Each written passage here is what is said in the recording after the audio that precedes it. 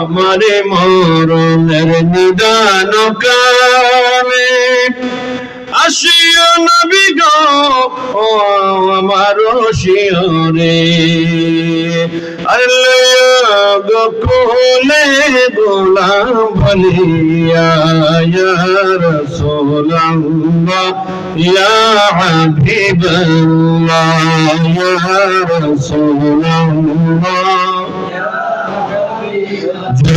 ইয়া রাসূলুল্লাহ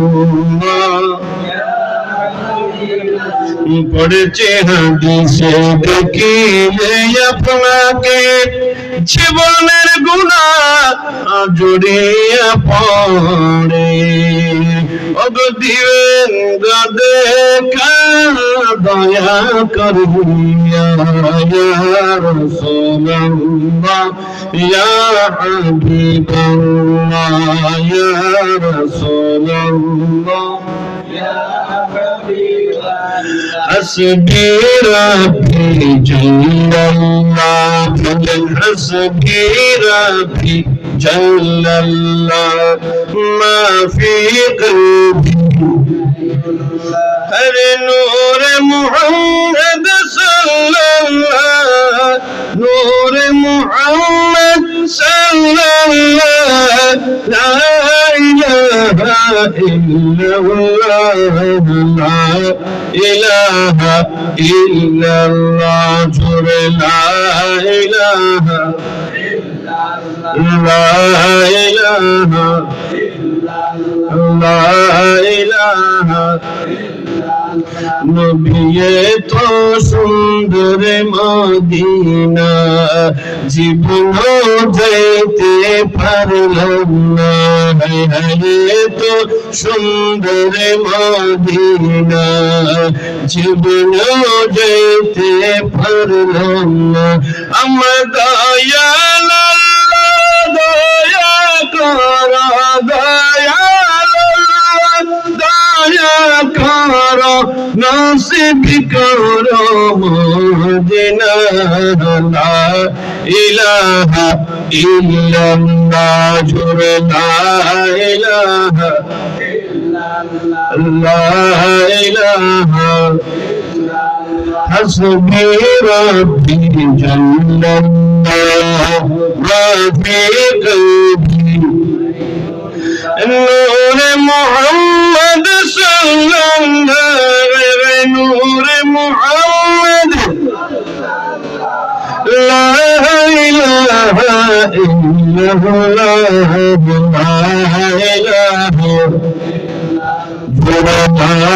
إلا الله বহু দূরে মদিনা কেমনে যাব জানি না বহু দূরে মদিনা কেমনে যাব জানি না আমার মুর্শিদ জানে ঠিকানা মুর্শিদ জানে ঠিকানা কেমনে যাব মদিনা লা ইলাহা ইল্লাল্লাহ লা ইলাহা لا إله إلا الله لا إله لا إله إلا الله محمد رسول الله صلى الله عليه وسلم بسم الله الرحمن الرحيم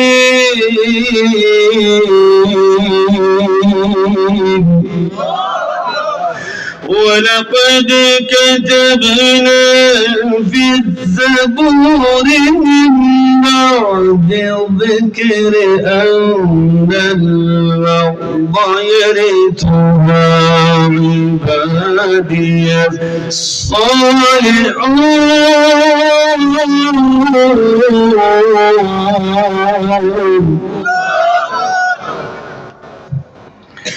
يوم نطوي السماء كطي السجل للكتب كما بدأنا أول خلق نعيد وعدا علينا إنا كنا فاعلين قد كتبنا بالزبور من بعد الذكر أن الأرض يرثها عبادي الصالحون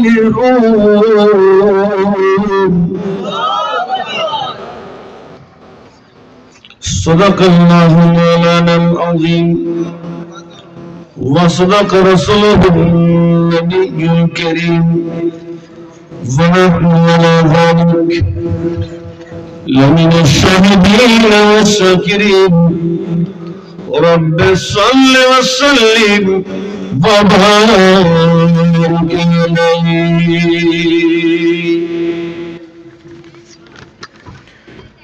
উপস্থিত ঐতিহ্যবাহী এই নবীগঞ্জের সাতাইল ৫ মৌজা মাঠের পূর্ব পাশে সাতাইহাল নূরে মদিনা ইসলামী সুন্নি যুব সংঘ এলাকাবাসীর যৌথ উদ্যোগে এলাকাবাসীর মরহুমিন মরহুমাত গণের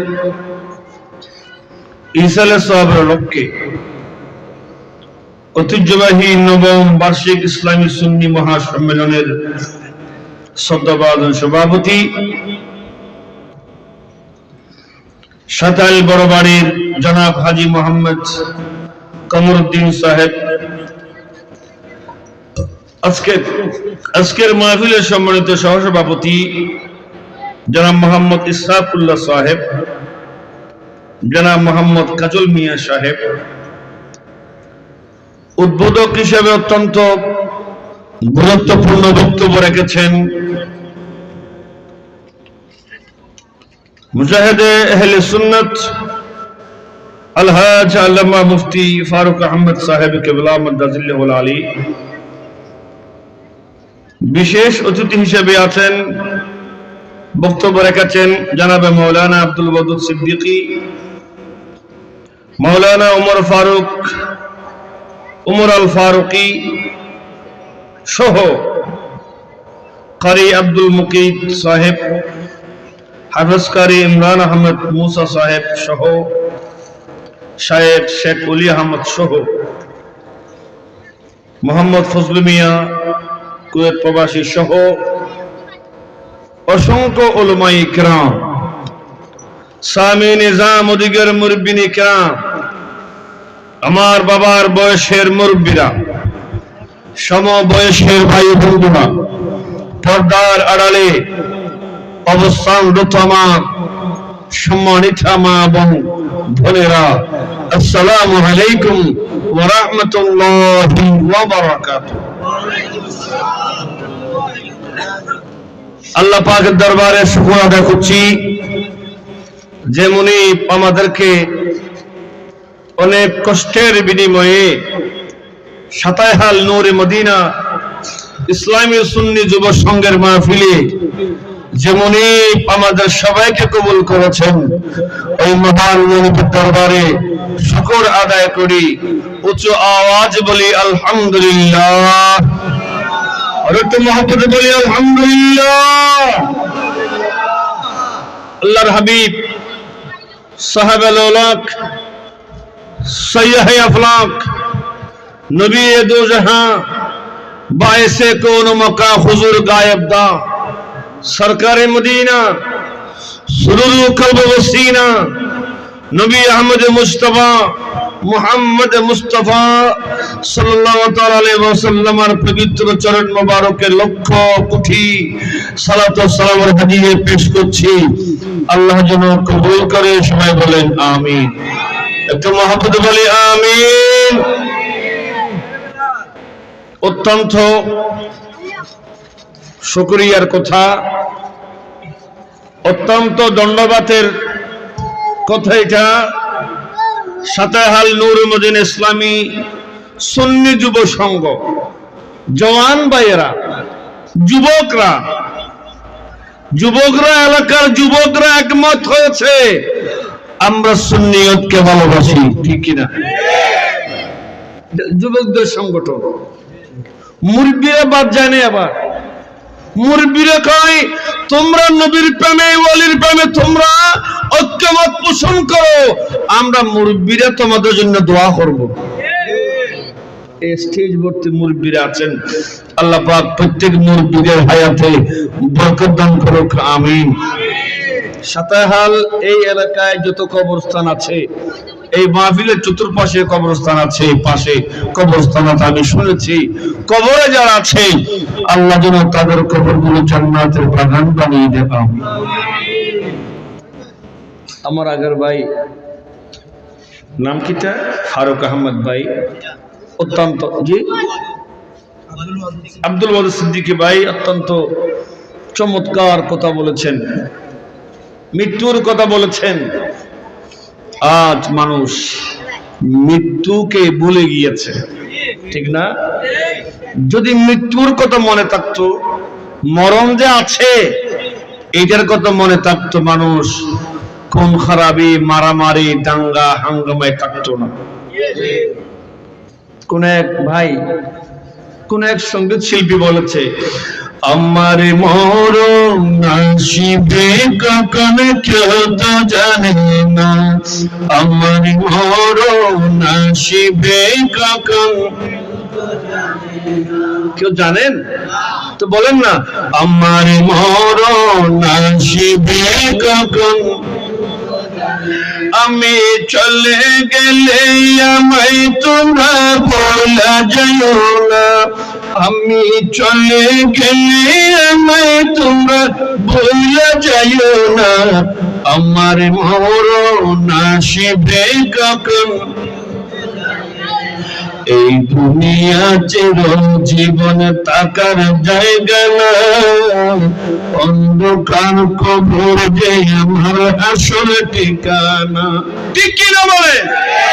এই দুনিয়া চিরজীবন থাকার জায়গা না, অন্ধকার কবর যে আমার আসল ঠিকানা, আমি চলে গেলে আমায় তোমরা বলা যাও না, আমি চলে গেলে আমায় তোমরা বলা যাও না, আমার মরণ আসিবে কখন কেউ তো জানে না, আমার মরণ আসিবে কখন। আল্লাহুম্মা সাল্লি জোরে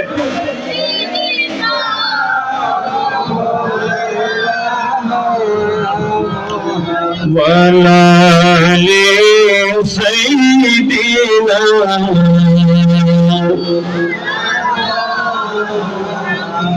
আরশের নিচে সিজদায় পড়ে কাঁদবেন নবী জারে জারা,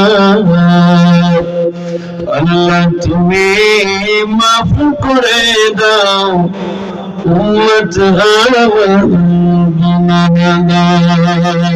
আল্লাহুম্মা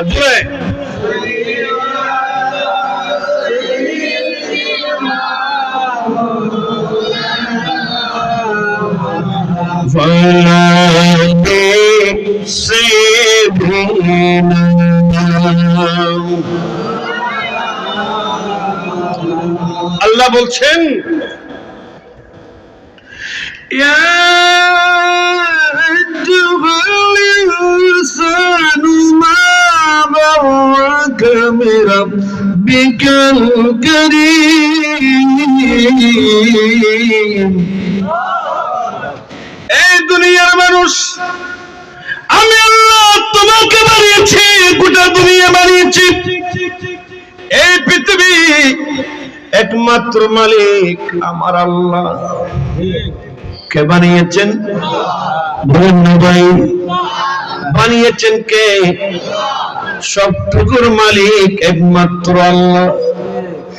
রিজিকের মালিক আল্লাহ, হায়াতের মালিক আমার আল্লাহ, মৌতের মালিক আমার আল্লাহ। ঠিক কিনা? নাকি নেতা মালিক? এখন নেতার জন্য কর্মীরা জান দিতে রাজি, নবীর জন্য দেয় না, আল্লাহর জন্য দেয় না, নেতার জন্য দেয়। আরো স্লোগান দেয় জানেননি? আমার ভাইয়ের চরিত্র, কন্যা কন্যা, আমার ভাইয়ের চরিত্র ফুলের মতো। ভাই কিন্তু দিনে মিছিল করে, রাতে মদের বোতল নিয়ে বসে। এই যুবক সাতান্নর মদের সঙ্গে যুবকদেরকে বলছি, আজকের যুবকরা নেতা নেত্রীর পিছে দৌড়াচ্ছে, নেতার পিছে দৌড়ে, নেত্রীর পিছে দৌড়ে। সাতাহাল যুবকরা এর একটা প্রতিজ্ঞা করেছে, আমরা নেতা নেত্রীর পিছে দৌড়াবো না, আমরা দৌড়াবো মুস্তফার পিছে, দয়াল নবীর পিছে, আল্লাহর বলিদের পিছে।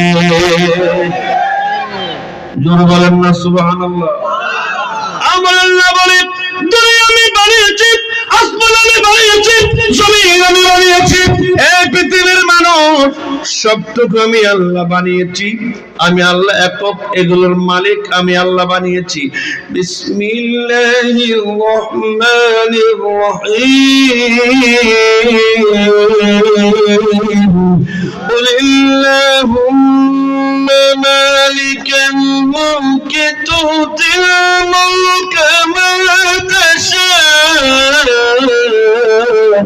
ওয়া তানজিল মুলকা মিম্মান তাশা' وتعز من تشاء وتضل من تشاء بيدك الخير إنك على كل شيء قدير।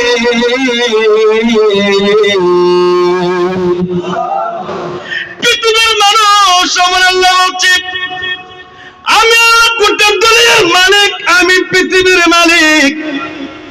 আমি যাকে চাই ক্ষমতা দিই, যাকে চাই ক্ষমতা থেকে নামাই। ঠিক কিনা বলেন বন্ধু? যারা পালিয়ে গেছে এরা মনে করছিল আল্লাহ ছাড়া তাদের ক্ষমতা কেউ ছিনিয়ে নিতে পারবে না। এরা আল্লাহকে ভুলে গিয়েছিল। ঠিক কিনা বলেন? আল্লাহ বলে, আমি কাউকে মারতে চাইলে ওয়াতুদিল্লু মান তাশা, আমি যদি বেইজ্জতি করতে চাই, আমি নমরুদকে মেরেছি লেঙ্গা মশা দিয়ে, আমার লাগে না। এই জন্য আল্লাহ বলেন, কুল ইন্না সলাতি ওয়া নুসুকি ওয়া মাহইয়ায়া ওয়া মামাতি লিল্লাহি রাব্বিল আলামিন। হাবিব আপনি জানিয়ে দেন, ইন্না সলাতি ওয়া নুসুকি ওয়া মাহইয়ায়া ওয়া মামাতি লিল্লাহি রাব্বিল আলামিন। এই বন্ধু উম্মতদেরকে জানিয়ে দেন, উম্মতদেরকে আপনি বলে দেন, তোমার নামাজ আমি আল্লাহর জন্য, তোমার কুরবান আমি আল্লাহর জন্য। নামাজ আল্লাহর জন্য, কুরবান আল্লাহর জন্য, তোমার জীবন আমি আল্লাহর জন্য, তোমার মরণ আমি আল্লাহর জন্য। অনেক বুঝার কথা আছে, কারো জন্য নয়, আল্লাহর জন্য। এই জন্য আমরা নামাজে দাঁড়িয়ে নাওয়াইতু আন উসাল্লি লিল্লাহি তাআলা আরবা রাকাতে সালাতি ইশা। ঠিক না? নাওয়াইতু, আমি নিয়ত করলাম, আন উসাল্লিয়া, নামাজ পড়বার জন্য নিয়ত করছি, লিল্লাহ, কোন নেতার জন্য নয়, কোন নেত্রীর জন্য নয়, চেয়ারম্যান মেম্বার জন্য নয়, আমি নিয়ত করছি নামাজ পড়বো একমাত্র মুনিবের জন্য। নামাজে এটা রাখি, নামাজ পড়বার পরে সেটা আমরা আবার ভুলে যাই। আল্লাহ পাক আমরা প্রত্যেককে মওতকে স্মরণ করার তৌফিক দান করুক, আমিন বলেন। জোরে বলেন আমিন। আপনাদের কষ্ট লাগে? আমার বাড়ি একদম দক্ষিণ চট্টগ্রামে, দক্ষিণ চট্টগ্রাম কক্সবাজারের পাশে আমার বাড়ি। আমরা তকরির 3-4 ঘন্টা সময় লাগে তকরির করতে, বয়ান 3-4 ঘন্টা করা লাগে। দূরের মানুষ, সকাল 8টার আগে বের হয়েছি, এখানে এসে এশার নামাজটা পড়লাম। দূরের মানুষ আবার চলে যাব ইনশাআল্লাহ, চেষ্টা করব কিছু দেওয়ার জন্য। আমি অনুরোধ জানাবো, একটু গভীর মনোযোগ কথাগুলো লক্ষ্য করবেন, শুনে আমল করার চেষ্টা করবেন। আমল করলে আমল সে জিন্দগি বনতি হে, জান্নাত ভি और জাহান্নাম ভি। আমলে আপনার জিন্দগি হবে। আমল ভালো তো জান্নাতে গিয়েছেন, আমল মন্দ আপনাকে জাহান্নামে যেতে হবে, ঠিক কিনা? আল্লাহ পাক বুঝার তৌফিক দিক, আমিন। জোরে আমিন। ও মদিনা তোমায় ভুলতে পারে, বলেন ও মদিনা তোমায়, আর একটু মহব্বত আছে, ও মদিনা তোমায় ভুলতে পারে না আকা, ও মদিনা তোমায় কি করে বলবো তোমায়, বলো না বলো না। তোমার বুকে শুয়ে আছেন যে জন, যাকে সৃষ্টি না করিলে আমার রব্বানা কিছু সৃষ্টি করত না। ও মদিনা তোমায় ভুলতে পারে না আকা, ও মদিনা তোমায়, তিনি আমার জানের জান, আমার প্রাণের প্রাণ, যাকে হারালে হারাবো আমি দুজাহান। যার নামে না মিলে মদিনা, যার নামে না মিলে দোয়া কবুল হয় না, হয় না। তোমার বুকে শুয়ে আছেন যে জন, যাকে সৃষ্টি না করিলে আমার রব্বানা কিছু সৃষ্টি করত না। ও মদিনা তোমায় ভুলতে পারি না, ও মদিনা তোমায় সালাতুল্লাহ ওয়া সালামু আলাইকুম।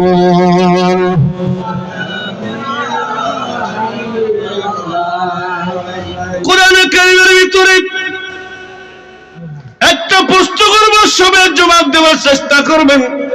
কোরআন কারীম কয় পারা বলেন? জোরে বলেন না, কয় পারা? কোরআন শরীফ হলো 30 পারা, ঠিক না? কয়টা সূরা আছে? 114 খানা কোরআনের সূরা আছে। মুসলমান একটু গভীর মনোযোগ, আমি ক্লাসের মতো করে বলবো। কোরআন শরীফ কয় পারা বলেন ভাই? কিন্তু হয়তো আপনারা জানেন না, বাংলাদেশে বর্তমানে একটা দল বের হয়েছে, এরা বলতে চায় কোরআন নাকি 40 পারা। নাউজুবিল্লাহ, তাস্ত কইলেননি তো জোর কর না, নাউজুবিল্লাহ।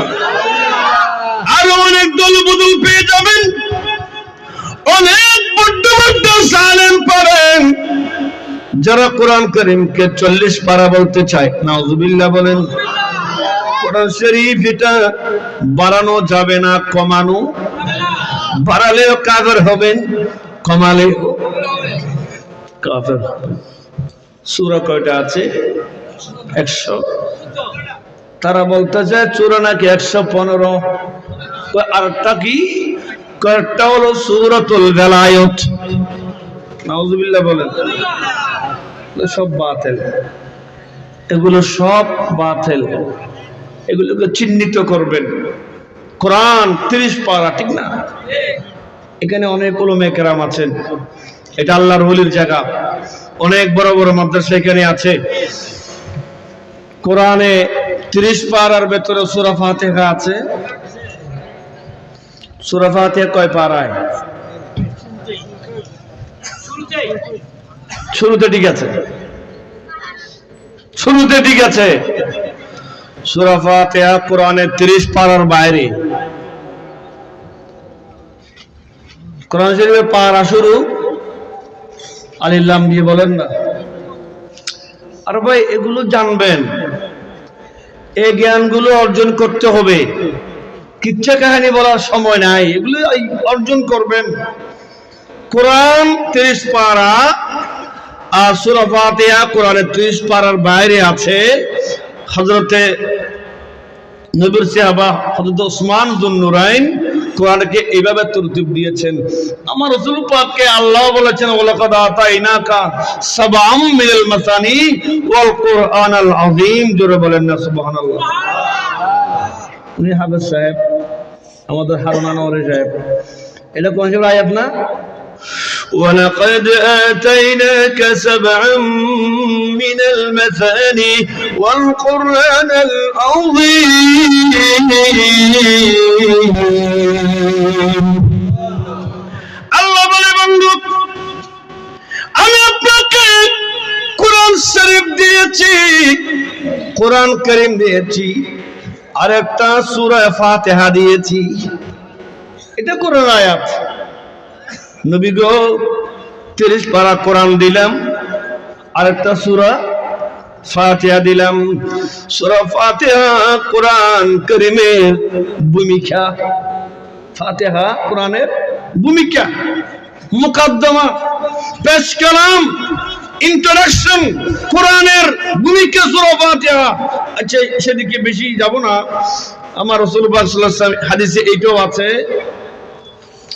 রাসূল পাক সাল্লাল্লাহু আলাইহি ওয়াসাল্লাম বলছেন, সূরা ফাতিহাকে লো উদিয়া ফি কাফাতিল মিজানে, সূরা ফাতিহাকে যদি পাল্লা, আবার দাড়ি পাল্লা নো, এই একটা বার যে দাড়ি পাল্লা, আমি দাড়ি পাল্লা কথা বলি নাই, একটা পাল্লা আছে না, বাটকারা আছে না, ওজন মাপেন, ওখানে দুইটা সাইড আছে। এক সাইডে আপনারা কি দেন? পাথর দেন, আর সাইডে মালামাল দেন, চাল ডাল দেন আর কি। আমার নবীজি বলছে, ওই পাল্লায় যদি এক সাইডে যদি সূরা ফাতিহাকে রাখা হয়, আর এক সাইডে যদি কোরআন কারীমকে রাখা হয়, কোরআন কারীমের চেয়ে সূরা ফাতিহা ভারী হবে। সুবহানাল্লাহ। এগুলো তাফসীরে আছে, এগুলো তাফসীর আছে। এখন আমাদের দেশে তাফসীর মাহফিল নাম দিয়ে এগুলো কয় না, আরেকটা কয়, এগুলো বলে না। বলতেছিলাম বন্ধু, মুমিন কোরআন কারীম সূরা ফাতিহা শরীফ প্রত্যেক নামাজের প্রথম রাকাতে, প্রত্যেক রাকাতে পড়তে হয়, ঠিক না? আমার নবীজি বলছেন, উম্মত ক্বালান নবী সাল্লাল্লাহু আলাইহি ওয়াসাল্লাম লা সালাতা ইল্লা বিফাতিহাতিল কিতাব। উম্মত কোন ব্যক্তি নামাজ পড়ার সময় সূরা ফাতিহা পড়ে নাই, সূরা ফাতিহা না পড়লে তার নামাজ হবে না, বলেন না। এজন্য প্রত্যেক রাকাতে রাকাতে সূরা ফাতিহা তেলাওয়াত করতে হয়। সুবহানাল্লাহ বলেন না, জোরে বলেন না সুবহানাল্লাহ।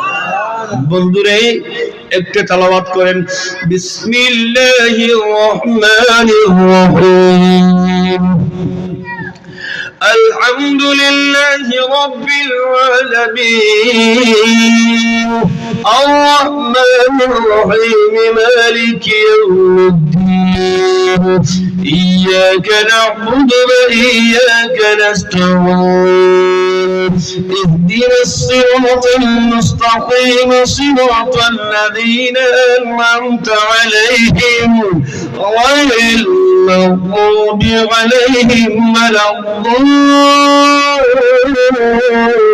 ওয়ালাদ-দাল্লিন। কোন সূরা বললাম? বলেন না ভাই, এটার আরো অনেক নাম আছে। সূরা ফাতিহার শুরুতে আল্লাহ বলছেন, সমস্ত প্রশংসা আল্লাহর জন্য যিনি জগৎ সমূহের পালক, যিনি গোটা জগৎকে লালন পালন করে। সুবহানাল্লাহ বলেন না? সূর্য কোন দিক উঠে? সূর্য কোন দিকে উঠায় কে? ডুবায় কে? চন্দ্র উঠায় কে? ডুবায় কে? রাত কে বানায়? দিন কে বানায়? সুবহানাল্লাহ বলেন না? আল্লাহ বলেন বিসমিল্লাহির রহমানির রহিম আম্মা ইয়াতাসাআলুনা আনিন নাবাইল আযীম আল্লাযী হুম ফীহি মুখতালিফুন কাল্লা সায়া'লামুনা থুম্মা কাল্লা সায়া'লামুন আলাম নাজ'আলিল আরদা মিহাদা والجبال أوتادا وخلقناكم أزواجا وجعلنا نومكم سباتا وجعلنا الليل لباسا وجعلنا النهار معاشا وبنينا فوقكم سبعا شدادا وجعلنا سراجا وهاجا সুবহানাল্লাহ।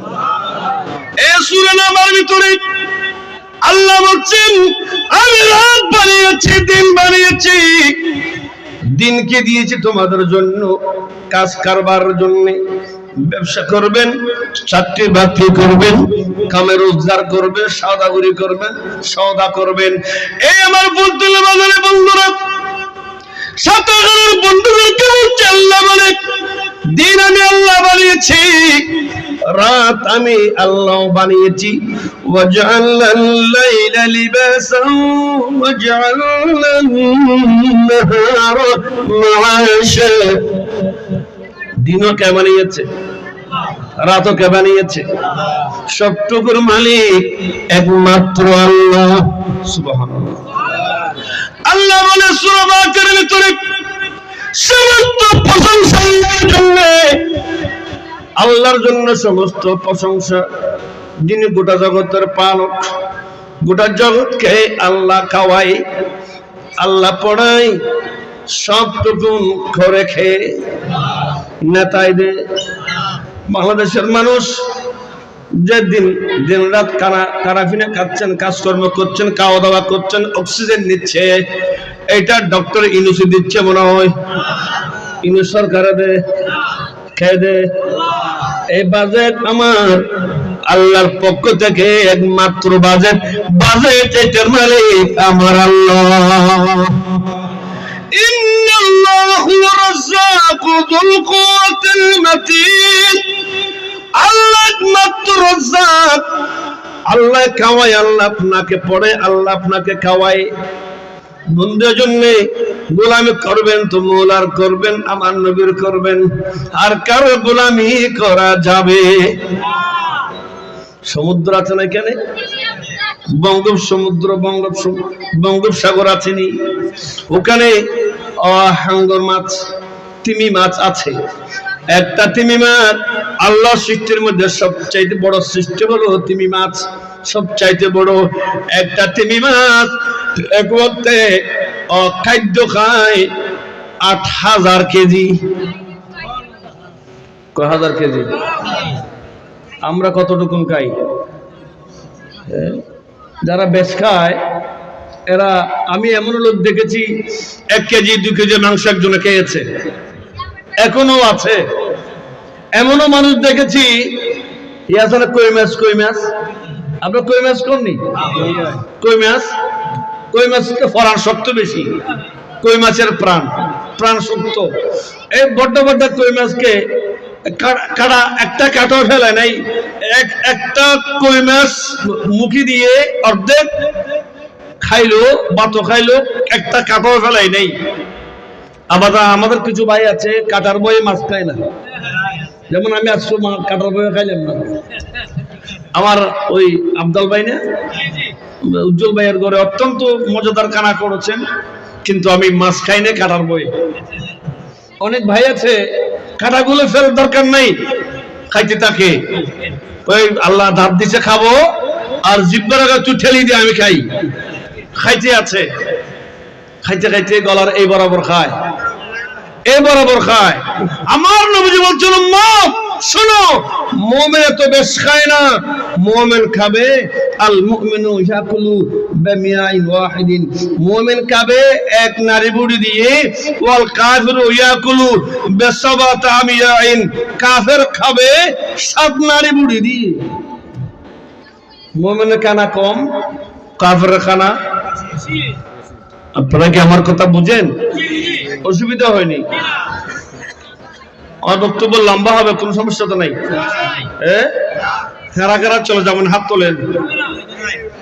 আচ্ছা, তাহলে কিছু কিছু কুচকুচ গোলমাল আছে, সবাই থাকবেন তো? আল্লাহুম্মা সাল্লি আলা সাইয়্যিদিনা মাওলানা মুহাম্মদ ওয়া আলিহি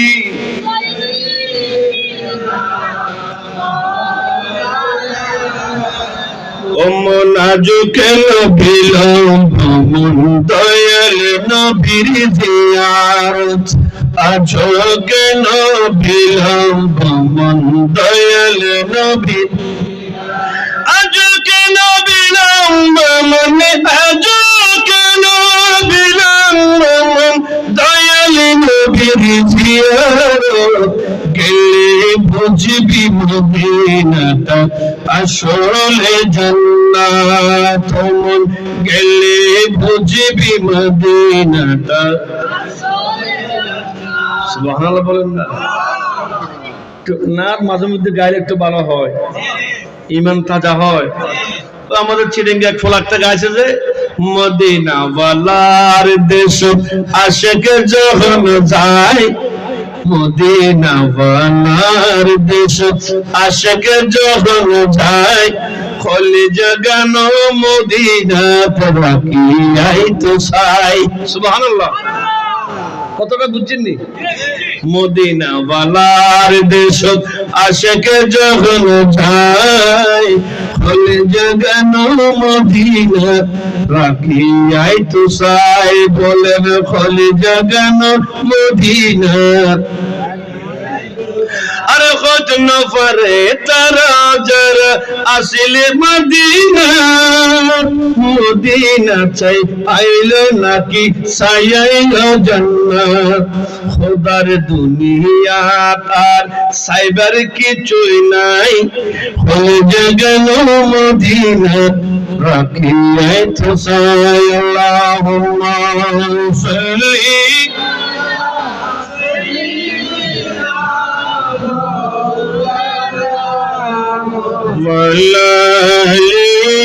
সাইয়্যিদিনা। আল্লাহর নবীর দরবারে কাফের বেঈমান মুশরিক কাফেররা আমার নবীর কাছে আসতেন, নবীজি এমন আদর বাসনা করতেন, এমন ব্যবহার করতেন, কাফের আসলো নবীকে মারার জন্য, নবীর আদর্শ দেখে কাফের কলমা পড়ে মুসলমান হয়ে যায়। একই খুদি মানুষ কাফের বেঈমান মাগরিবের পরে হায়াতুন নবীর ঘরে আসলেন, আমার নবীর দরবারে আসলেন। দয়াল নবী এমন আমার নবীর চরিত্র, নবীর দরবার থেকে কাফের বেঈমান মুশরিক যে আসুক, নবী তাকে সুন্দর ব্যবহার দিতেন। সুবহানাল্লাহ, এটা আমার নবীর আদর্শ, ব্যবহার ভালো করতে হবে। নবীজি এত বড় মায়ার নবী, দয়ার নবী, কাফের আসলো নবীর গড়ে, হযরত বেলালকে আমার নবী বলছেন, বেলাল মেহমান আসছে, নাস্তা দাও। ইয়া রাসূলুল্লাহ, কে নাস্তা দেব? আমার নবী বললেন, বেলাল মনে হয় মেহমান দুধ ভালোবাসে, ছাগলের দুধ ভালোবাসে, আমার ছাগল আছে, দুধ দহন করে ছাগলের দুধ দাও। আরবের তৎকালীন যুগে যে ছাগলগুলো ছিল ওলান এত বড় বড় ছিল, দুধ দহন করলে বালতি বালতি দুধ পাওয়া যেত। হযরত বেলাল ওই ব্যক্তিকে দুধ দহন করে এক বালতি দিয়েছেন। কয় বালতি? বালতি চিনেননি? এক বালতি দিয়েছে। আল্লামা ইমাম তিরমিজি বলছেন ওই ব্যক্তি এক বালতি দুধ সব খেয়ে ফেলছে। কয় বালতি? এক বালতি খেয়ে ফেলছে। এক বালতি খাওয়ার পরে আমার নবী দেখলেন লোকটি আরো খাবে, পেট এখনো ভরে নাই আরো। আল্লাহর নবী বলছেন বেলাল উনি আরো খাবে, বেলাল তাকলে দাও না। হযরত বেলাল আরেক বালতি দুধ দিলেন, ওইগুলো উনি খেয়ে ফেলছেন। নবী দেখলেন উনি এখনো খাবে, এখনো পেট ভরে নাই, খাবে খাবে আরো পান করবে। আমার নবী বলছেন বেলাল তাহলে আরেক বালতি দাও না। হযরত বেলাল আরেক বালতি দিলেন, 3 বালতি দুধ খেয়েছে। সুবহানাল্লাহ। আমরা যদি এরকম ছেলে বা মেয়ের শাশুড় আসে বিয়াই, আমরা কি কম বিয়ে করনি, এরকম বিয়া যদি 5-6টা মুরগি রান খেয়ে ফেলে, বেআইন কই বুঝে, বেআইনি কই মুরগি আর রান আছে মাত্র 2টা, আপনি তো সবটা খাইলেছেন। আল্লাহর নবী নুরুন নবী হায়াতুন নবী একবার জন্য রাসূল বিরক্ত হন নাই, আমার নবী কষ্ট পাই নাই। 3 বালতি দুধ খাইলেন, লোকটি আরো খাবে। আমার নবী বলছেন বেলাল থাকলে আরেক বালতি দাও। আরেক বালতি দিলেন, সেগুলো খাইলেন। নবী দেখলেন উনি আরো খাবে। কয় বালতি? এবার আরেক বালতি দিলেন। 5 বালতি খাওয়ার পরে নবী দেখলেন উনি আরো খাবে। সুবহানাল্লাহ। আল্লাহর নবী নুরুন নবী 6 বালতি দিয়েছেন। উনি 6 বালতি খাওয়ার পরে নবী বললেন বেলাল থাকলে আরেক বালতি দাও। ওই ব্যক্তি 7 বালতি দুধ খেয়েছে। কয় বালতি? 7 বালতি খাওয়ার পরে উনি বলে হুজুর আমি আর খাবো না, পেট ভরে গেছে। আমার নবী দিতে দিতে দিতে দিতে নবীর ঘরে আর কিছু নাই, যা ছিল সব মেহমান খেয়ে ফেলছে। মেহমান একজন বড় কাফের, ইমানদার কাফের। নবীর আদর্শ দেখেন। 7 বালতি দুধ খাওয়ার পরে আমার নবী বলছেন বেলাল উনি 7 বালতি খেয়েছে, উনি হাঁটতে পারবে না। বেলাল ওনাকে বিছনা করে দাও, ওনাকে ঘুমিয়ে দাও। হযরত বেলাল ওই লোকটাকে নিয়ে ওনার মধ্যে নিয়ে শোয়াই দিলেন, আপনি ঘুমিয়ে পড়েন। এইদিকে নবীর গড়ে, আমার দয়াল নবীর গড়ে 1 ফোঁটা দুধ নাই, কেউ খাওয়ার জন্য যা ছিল উনি খেয়ে ফেলছেন। সুবহানাল্লাহ বলেন না। এশারের নামাজের পরে, সারের নামাজের পরে সাহাবায়ে কেরামদেরকে নিয়ে আমার দয়াল নবী নুরুন নবী হায়াতুন নবী ঘুমিয়ে পড়লেন। সবার চোখের মধ্যে ঘুম, কারণ সবাই 3টায় উঠে তাহাজ্জুদের নামাজ পড়বে, তাহাজ্জুদ পড়বে। আল্লাহর নবী সাহাবায়ে সবাই তো ঘুমিয়ে পড়ছেন, নাকে খায় নাই, নাকে ঘুমিয়ে পড়ছেন। উনি পেট ভরে খাওয়ার পরে ওনার চোখে ঘুম নাই, কিন্তু নিয়ম ছিল খাইলে ঘুম আসে, ঠিক না? উনি খাইলেন, চোখে ঘুম নাই, এনারা খায় নাই, সবাই ঘুমিয়ে পড়ছে। ওই কাফের মানুষ, বেঈমান মানুষ। এজন্য আমার আল্লাহ বলছেন বিসমিল্লাহির রহমানির রহিম লাকাদ কানা লাকুম ফি রাসূলিল্লাহি উসওয়াতুন হাসানা। এই পৃথিবীর মানুষ, তোমার যে আদর্শ লাগে ব্যক্তিগত জীবন, তোমার পারিবারিক জীবন, তোমার সামাজিক জীবন।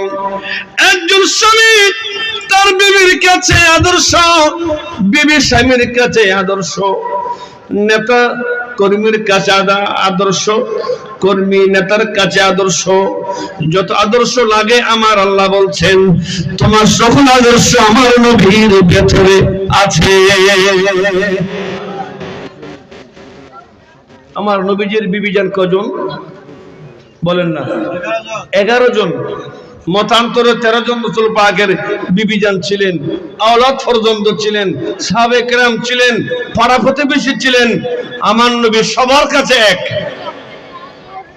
কোন রাসূল পাকের বিবিজান নবীর বিরুদ্ধে অভিযোগ করতে পারে নাই। সুবহানাল্লাহ বলেন না?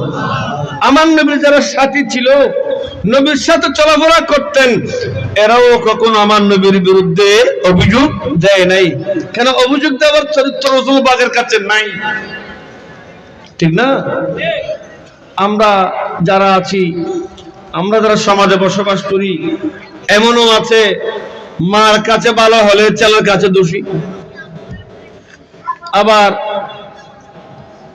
বউর কাছে ভালো হলেও অন্যজনের কাছে দোষী। সব এক চরিত্র কেউ রক্ষা করতে পারে না। আমার নবী সেই ব্যক্তি, নবী সেই জাত মুকদ্দাস আল্লাহ দিয়েছেন। আমার নবী সমানভাবে সবার অধিকার আমার নবী রক্ষা করেছেন। সুবহানাল্লাহ। বলতেছিলাম বন্ধু, ওই কবরে বেঈমান 7 বালতি দুধ খাওয়ার পরে সারা রাত চিন্তা করতে করতে ঘুমায় নাই। উনি চিন্তা করতেছেন আমার তো এখানে আরো অনেক আগে আসা দরকার ছিল। উনি নবী, উনি শেষ নবী, বাস্তবে নবী উনি। আমি একজন কাফের বেঈমান হয়ে আমি ওনার ঘরের সমস্ত খানা খেয়ে ফেলেছি। উনি একবারের জন্য ওনার মুখ কালো করে নাই, ওনার মন খারাপ করে নাই, আমাকে যথেষ্ট মেহমানদারি করেছে। জোরে বলেন না সুবহানাল্লাহ। যখন সকাল যখন হলো আমার নবীজি বলছেন, বেলাল নামাজটা পড়ে মেহমানকে নাস্তা দাও। মেহমান বলে, হুজুর আমার নাস্তা করা লাগবে না, আগে আমাকে কলমাটা পড়াই দেন। কি পড়াই দেন? আগে কলমাটা পড়াই দেন। আমার দয়াল নবীজি ওই মেহমানকে কলমা পড়াইয়া মুসলমান তো করলেন। মুসলমান করবার পরে আমার নবীজি বলছেন, বেলাল মেহমানকে নাস্তা দাও। বলে, ইয়া রাসূলুল্লাহ নাস্তা কি দেব? বলে যে, বেলাল উনি তো দুধ পছন্দ করে, ওনাকে দুধ দাও। হযরত বেলাল 1 বালতি দুধ দহন করে এনে দিয়েছেন। আমার দয়াল নবীজি বলছেন, ও নও মুসলিম, তুমি গতকালকে তুমি নন মুসলিম ছিলা, আজ তুমি মুসলমান হয়েছো। আজকে খাওয়ার সময় তোমাকে বিসমিল্লাহ শরীফ পড়তে হবে। জোরে বলেন না সুবহানাল্লাহ। আল্লাহর নবী উনাকে বিসমিল্লাহ পড়িয়ে দিয়েছেন। বিসমিল্লাহ পড়িয়ে দিয়ে ওই দুধ পান করা শুরু করলেন। খাইতে খাইতে পান করতে করতে সামান্যটুকু পান করলেন, ওনার পেটটা ভরে গিয়েছে। বলে, হুজুর পারছি না, আমার পেট ভরে গেছে। আমার নবী বলছেন, আল্লাহ গতকালকে তুমি 7 বালতি খেয়েছো, আজকে 1 বালতি হলেও তোমাকে খাইতে হবে। বলে, হুজুর পারি না। কয় কারণ কি? বলে, কারণ হলো ইসলামের বড় কারামত। আদর্শ উঠে গিয়েছে। বলছে, তুমি মাস এক ওয়াক্তে 80,000 কেজি 8,000 কেজি খানা খায়, এক ওয়াক্তে খায় 8 টন খানা খায়। এই 8 টন খানা কে যোগায়? ডক্টর ইউনূস দেয় নাকি? কে দেয়? তুমি মাস একটা নাকি হাজার হাজার? সবটুকুর খানার মালিক আমার আল্লাহ। ইন্নাল্লাহা হুয়ার রাজ্জাকু যুল কুওয়াতিল মাতিন। আল্লাহ সব কিছুর মালিক, আল্লাহ রিজিকের মালিক, হায়াতের মালিক, আল্লাহ দৌলতের মালিক। ঠিক কি না? বলছেন বন্ধু, সূরা ফাতিহা শরীফে আলহামদুলিল্লাহ রাব্বিল আলামিন, সমস্ত প্রশংসা আল্লাহর জন্য, যিনি গোটা এই ভূমণ্ডল যিনি পরিচালনা করে, যিনি সেটার পালক, যিনি খাওয়ায় পড়ায়, রব আল্লাহ, সমস্ত প্রশংসা। আর রহমান রহিম, যিনি রহিম, যিনি রহমান, যিনি রহিম, পরম দয়ালু, যিনি পরম দয়ালু। এরপরে মালিক ইয়াউমিদ্দিন, যিনি আখিরাতের মালিক, শেষ দিনের মালিক। ইয়াকা নাবুদু ওয়া ইয়াকা নাস্তাঈন, আমরা আল্লাহ তোমার কাছে পানা চাই, তোমার কাছে সহযোগিতা চাই, তোমার কাছে প্রার্থনা করি।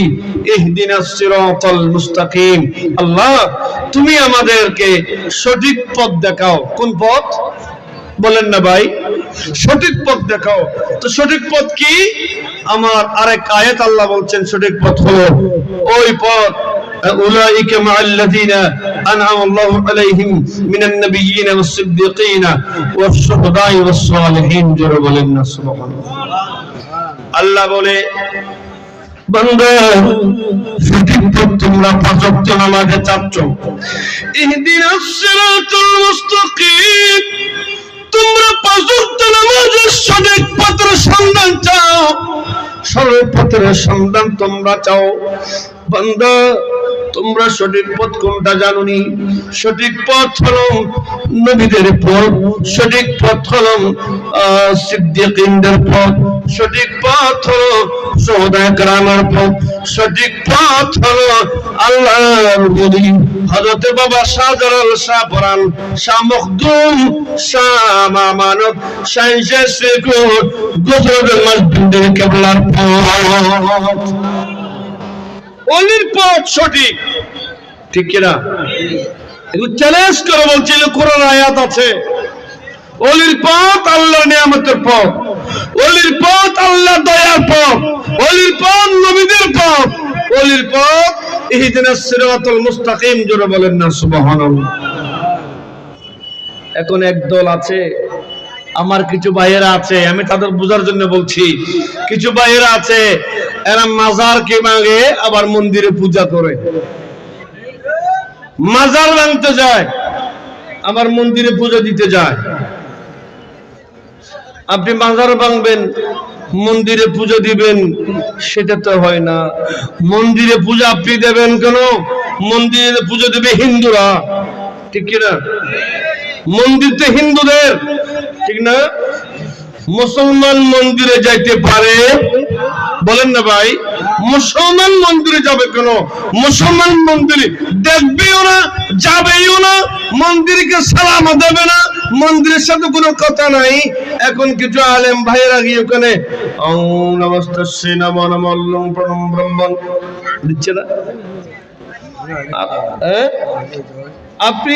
আপনি নামাজ পড়বেন, পাঁচ ওয়াক্ত নামাজ মসজিদে পড়বেন, যে মসজিদে পড়ুনি অন্য ধর্মকে সম্মান করবেন, ঠিক আছে, কিন্তু তাদের ধর্মে আমাদের পার্টিসিপেট করার সুযোগ নাই, ঠিক কিনা?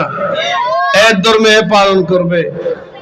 আমি এই জন্য বলছি, ওলি আল্লাহরা এই দেশে ইসলাম এনেছে, ঠিক কিনা বলেন? এই দেশে আল্লাহু আকবার ধ্বনিতে সূর্য উঠে, আল্লাহু আকবার ধ্বনিতে সূর্য ডুবে অস্ত যায়। এই আল্লাহু আকবার ধ্বনি এই দেশে কোন আল্লাহর নবীরা দেয় নাই, আল্লাহর ওলিরা দিয়েছেন, ঠিক কি না? ওলিরা দিয়েছেন। আগে ওলিরা এসেছে, তারপরে মসজিদ এসেছে। হাজার হাজার মাজারে লক্ষ লক্ষ মসজিদের ব্যবস্থা করেছেন। আল্লাহ বুঝে তৌফিক দিয়ে আমিন বলেন। জোরে বলেন না আমিন। ওলি আল্লাহকে সম্মান করবেন কেন? ওলিরা আল্লাহর বন্ধু। কার বন্ধু? এরা পাঁচ ওয়াক্ত নামাজ পড়ে, রোজা রেখে, হজ যাকাত দিয়ে মানুষের মানবতার সেবা করে এরা আল্লাহর কাছ থেকে নিয়ামত পেয়েছেন, বেলায়েত পেয়েছেন।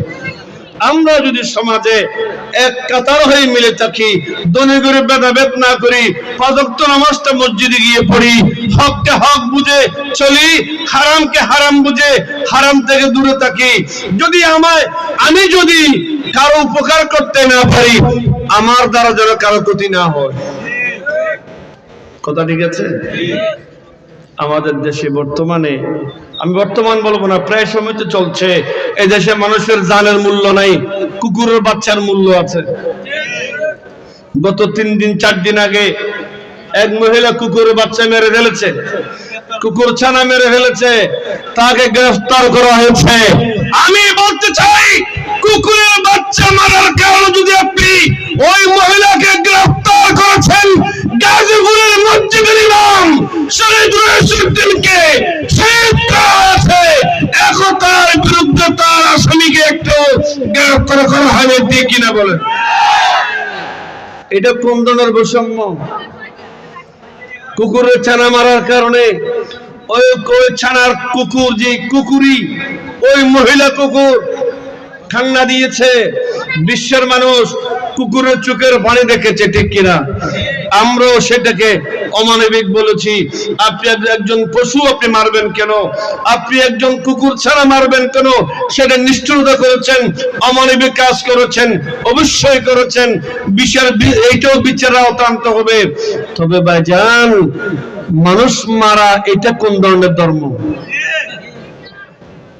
একজন আলেমকে পিটিয়ে মারা হয়েছে। যদি আপনি ন্যায়ের পক্ষে কথা না বলেন, অন্যায়ের বিরুদ্ধে প্রতিবাদ না করেন, এই জিহ্বা কিন্তু আল্লাহ কাটবে কিয়ামতের ময়দানে, ঠিক কিনা? কাটবে, এই জিহ্বা কাটবে। সত্য বলতে হবে, সত্য বলতে হবে। আল্লাহ পাক আমাদেরকে সত্য বলে, সত্যকে উপলব্ধি করে নিজের জীবনকে সাজাবার তৌফিক দান করুক। আমিন।